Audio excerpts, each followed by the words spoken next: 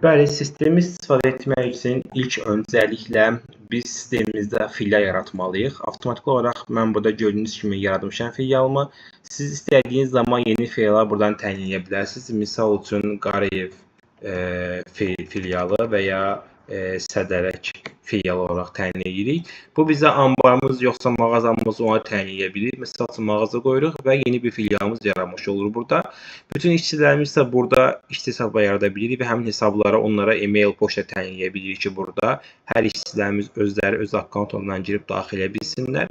Yeni işçi yaradanda istədiyimiz işçinin adını misal üçün təyin edirik. Hacı Murad olsun, misal üçün Əzizli olsun. Hansı filialın işçisidir? Misal üçün ST28 man işçisidir. Sistemə girişi varsa icazə veririk sistemə girişinə və avtomatik olaraq burada biz həmin misal üçün əgər Hacı Muradın adınadırsa Hacı Murad şirkətimizin adı nədirsə demo yoxlayıram. Demo.az nə istəyirsiniz yaza bilirsiniz.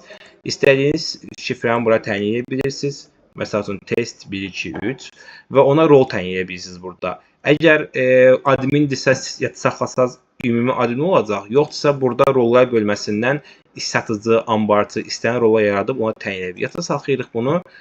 Adı yeri boşuymuş. Hacı Murad yazırıq. Hansı yerlər boşdursa sistemimiz sizə əks olaraq reaksiya verir. Yadda saxlayan kimi bizə avtomatik olaraq